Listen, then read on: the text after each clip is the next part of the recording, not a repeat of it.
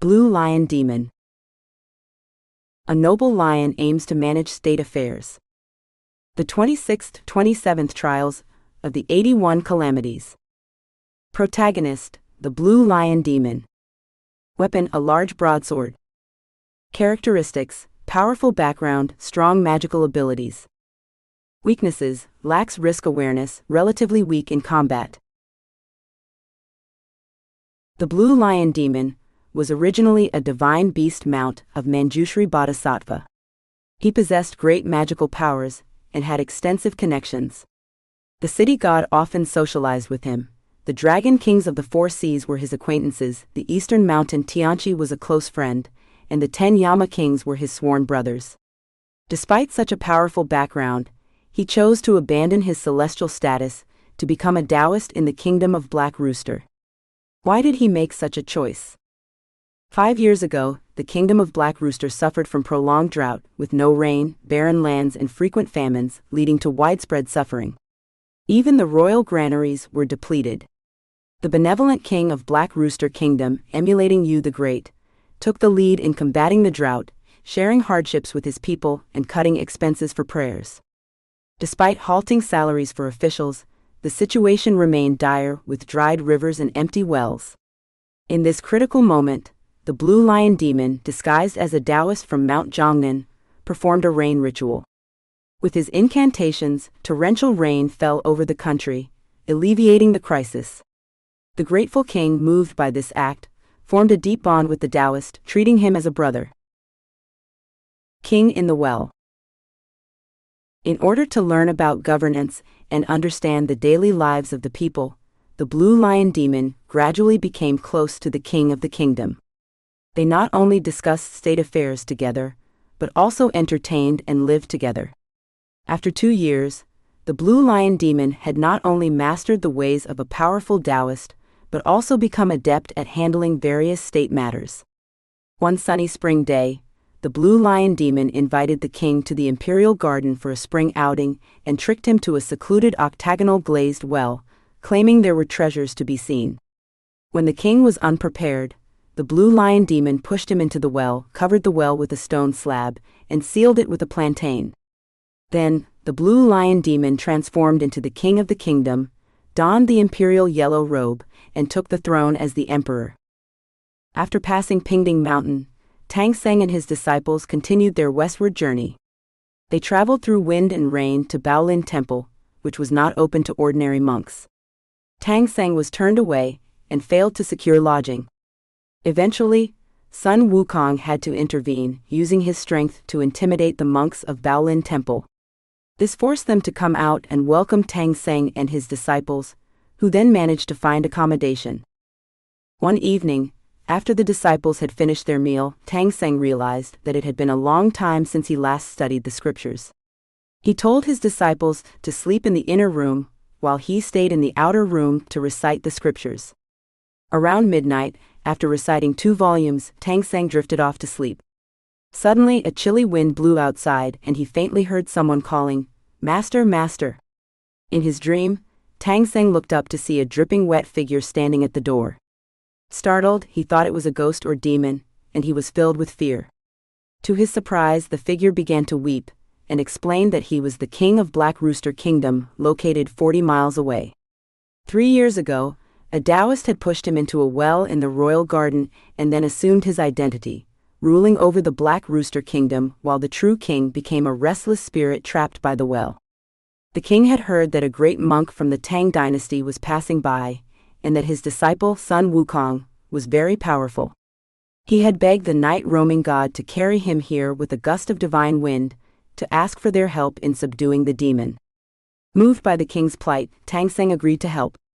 The king then revealed that his crown prince would visit Baolin Temple the next day, suggesting they could discuss the plan with him. After that, the king quickly vanished, leaving behind a jade tablet as proof. When Tang Seng woke up, he initially thought it was just a dream, but there was indeed a jade tablet on the table. He hurriedly called his 3 disciples and recounted the dream in detail. Sun Wukong, understanding the situation, realized that defeating the demon wouldn't be difficult, but exposing the demon's true identity required a more careful approach. He quickly devised a plan to cooperate with the crown prince of the Kingdom of Black Rooster. The next day, the crown prince of the Black Rooster Kingdom came to the temple to offer prayers for his mother. Tang Seng and Sun Wukong showed him the jade tablet and told him the entire story of his father's dream. Although the prince was surprised, he found the story suspicious and decided to return to the palace to discuss it with his mother before rejoining Tang Seng and his disciples. That night, Sun Wukong reflected on how the impostor had managed to rule the court for 3 years without anyone suspecting him. He realized they needed to retrieve the real king's body from the well as proof. So Sun Wukong coaxed Zubaji again, saying, "Baji Baji, I found a treasure."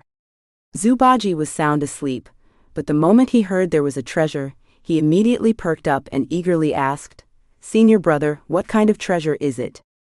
Excited and eager to give it a try, the two made their way to the octagonal glazed well in the imperial garden of the Black Rooster Kingdom. Sun Wukong then asked Baji to go down into the well to retrieve the treasure. Baji groped around at the bottom of the well for quite some time, and unexpectedly found a corpse. He shouted up, "Monkey brother, where's the treasure?" "There's only a dead body down here." Wukong replied, "That's the king of the Black Rooster Kingdom, he's the treasure. Bring him up quickly." This marked the 26th trial on Tang Xuanzang's journey to the west, rescuing the king of the Black Rooster Kingdom. In this ordeal, Zubaji bore the brunt of the suffering, tricked by Sun Wukong into becoming a corpse retriever. Angry and frustrated, Baji carried the corpse back to Baolin Temple. Feeling cheated, as the so-called treasure turned out to be nothing but hard labor, he grumbled to Tang Xuanzang. Meanwhile, Sun Wukong wasn't idle. He went to the Supreme Lord Lao to get the 9-turn resurrection pill which revived the king of the Black Rooster Kingdom. Overwhelmed with gratitude, the king repeatedly thanked the group, almost ready to call them his reborn parents.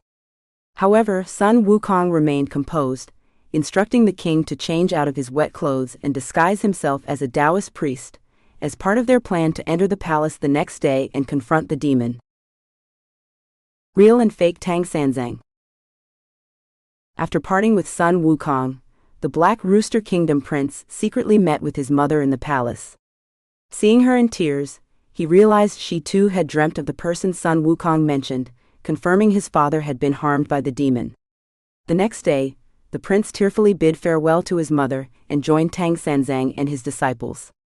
Unaware of any of this, the Blue Lion demon continued managing state affairs in the palace. As the group approached the palace to exchange official documents, Sun Wukong warned Tang Xuanzang to stay behind him for protection. Upon entering the hall, they saw the Blue Lion demon seated on the throne. A palace official asked, "Who are these monks and why haven't they knelt before the king?" Sun Wukong casually responded, "We are monks from the Tang dynasty on a pilgrimage to the west, passing through the Black Rooster Kingdom. As envoys of the Tang Emperor, we are not required to kneel before minor kings. Please, just exchange the travel documents with us." The Blue Lion demon, recognizing Sun Wukong's name, reluctantly complied, hoping to avoid trouble. However, when he saw 5 names on the document instead of 4, he realized his deception was exposed. As he tried to escape, Sun Wukong rushed forward and revealed the demon's true identity. The Blue Lion demon, cornered, grabbed a sword and prepared to fight, but was no match for Sun Wukong. In desperation, he transformed into an identical copy of Tang Xuanzang, standing shoulder to shoulder with the real one. Even with his sharp eyes, Sun Wukong couldn't tell them apart. Sun Wukong raised his staff ready to strike, but both figures cried out, "Disciple, don't hit me, I'm your master." The real Tang Xuanzang faced an unprecedented crisis of trust, as his disciples couldn't distinguish him from the demon. This was the 27th calamity on their journey, being impersonated by a demon. Feeling smug, the Blue Lion demon thought he had outsmarted them. But Zubaji smiling said, "Brother Monkey, just ask Master to recite the tightening spell. The one who can't will be the demon." Sun Wukong agreed, saying, "All right Master, go ahead, I can bear it." The real Tang Xuanzang began to chant, nervously watching Sun Wukong endure the pain. The Blue Lion demon, not knowing the spell, tried to fake it. But today Zubaji's ears were especially sharp, and he laughed, the one babbling nonsense is the demon. He raised his rake to strike, forcing the blue lion demon to leap into the air. Sun Wukong immediately swung his staff at him. At that moment, Manjushri Bodhisattva finally arrived. As mentioned earlier, the blue lion demon was originally Manjushri's mount, the blue maned lion. Sun Wukong had intended to eliminate the demon, but to his surprise, despite having usurped the throne, the blue lion demon had ruled the kingdom far better than the original ineffectual king. Manjushri explained, since the blue lion demon became king, not only has he not harmed anyone, but he has also brought prosperity and peace to the kingdom. Upon seeing Manjushri, the blue lion demon immediately reverted to his original form. Sun Wukong then learned that the demon's actions were motivated by a desire to avenge his master, Manjushri, who had once been submerged in the moat by the king of the Black Rooster Kingdom for 3 days and nights. Given these circumstances, Sun Wukong decided to let the matter rest, allowing Manjushri to take the blue lion demon back. Manjushri then rode the transformed blue maned lion back to the celestial realm. The rightful king was restored to the throne, and wished to host a grand banquet in honor of Xuanzang and his disciples. However, the monks were determined to continue their journey westward, and after collecting their travel documents, bid farewell to the royal family, resuming their quest.